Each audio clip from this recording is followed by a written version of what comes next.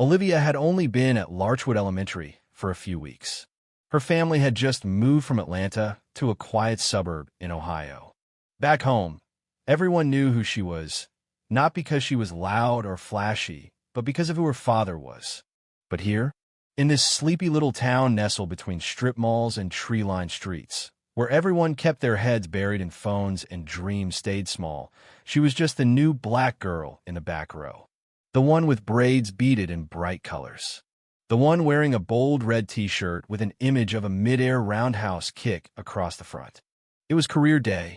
One by one, students stood to share, "My mom's a nurse, my dad's a contractor, my mom runs the bakery down the street." Then it was Olivia's turn.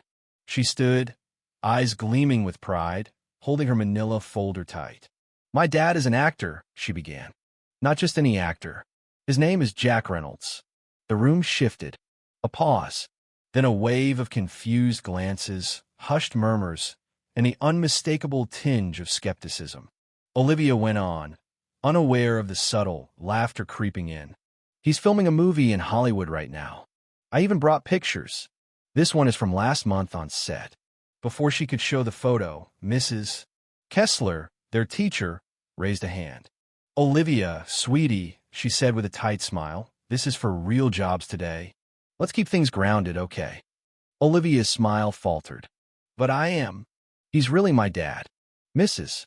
Kessler sighed, her voice turning sharp. "Jack Reynolds is a famous white actor. You're not. And you don't even share a last name." The room turned cruel. Someone whispered, "Maybe she doesn't even know who her real dad is." Another student added, "Probably some thief or junkie. You know how they are." "That's not true," Olivia shouted, her eyes brimming. "Jack Reynolds is my dad." More laughter. "Where is he then? Kicking bad guys or dodging child support?" "Enough, Mrs. Kessler snipped. Sit down. This behavior is not acceptable." Olivia sat, heart pounding, cheeks burning. She didn't know the principal had arranged a surprise guest for career day. That guest just so happened to be running a bit late. Just as Mrs. Kessler called on the next student, the classroom door creaked open. In walked a man. Tall, sturdy, sun-kissed skin, dressed in jeans and a button-down shirt. A leather duffel was slung over his shoulder. His presence shifted the air itself. The principal followed. "Sorry to interrupt, Mrs. Kessler," he said, nearly glowing. "Our guest arrived early. Everyone, meet Jack Reynolds. Actor, stuntman, Air Force veteran, and motivational speaker." Silence. Mrs. Kessler turned pale. Olivia looked up, her tears drying instantly, a quiet smile forming. Jack looked right at her, eyes soft. He could read the room instantly. He turned to face the class. "Hey there," he said. "I flew in from L.A. late last night. No way I was missing career day with my daughter." Gasps. Phones came out. Jaws dropped. Mrs. Kessler looked like she might faint.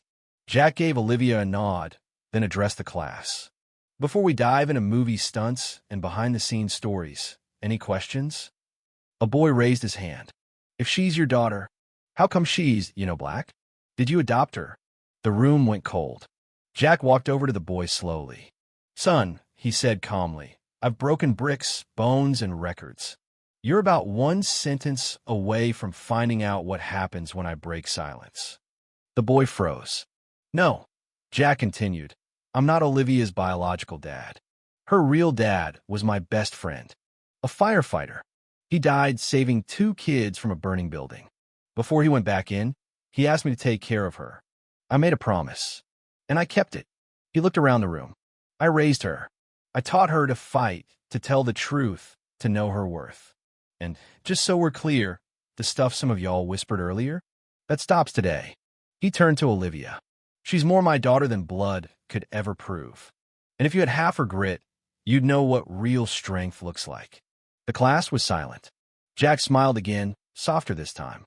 "Now, who wants to learn to kick like a Reynolds?" Hands shot up. Mrs.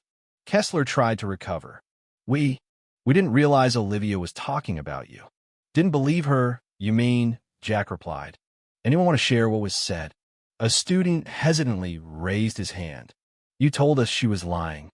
Jack opened his duffel and pulled out memorabilia, photos from set, a martial arts belt, an Air Force badge.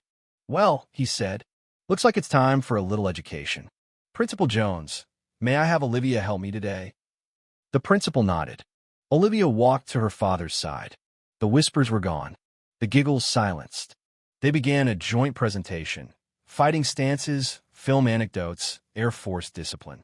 Laughter returned, and with it, awe. Before the bell rang, Jack turned to Mrs. Kisla. "You believe in verifying information before judgment, right?" She nodded faintly. "Then maybe next time," he said, "you verify before assuming someone doesn't belong." After class, a girl named Maya approached. "Mr. Reynolds, can girls like me really learn karate?" He crouched beside her. "Sweetheart, the strongest people I know are girls like you. It's tough, but so are you." He addressed the class one last time. "You don't have to choose between being kind and being strong. You can be both. Don't let anyone shrink your dreams to fit their comfort zone." Applause erupted.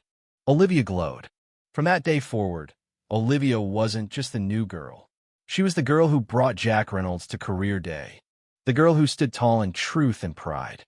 And when she and Maya started a self-defense club at Larchwood, Jack was there every day after school, teaching them to block, to strike, and to believe. The next few months were a blur of training, sweat, and laughter. Olivia and Maya trained in Jack's garage, turned dojo. They entered a local martial arts tournament, nervous but ready. In the final round, Olivia was injured. A brutal, illegal kick left her barely standing. But with fire in her eyes, she stood on one leg and delivered a roundhouse kick so precise it floored her opponent. Victory! Jack watched from the stands, clapping with pride, tears in his eyes. Olivia raised her medal, scanning the crowd until she found him. Later that night, Jack wrapped her leg in gauze. "What were you thinking, kid?" "That I learned from the best," she replied, grinning. Jack kissed her forehead. "You didn't just win. You showed them who you are." As Olivia drifted to sleep, Jack stepped outside, gazing at the stars. "You'd be proud of her," he whispered. "She's got your fire, and she's going to change the world." And inside, gold medal glinting on the nightstand, Olivia slept, not just seen, but finally known.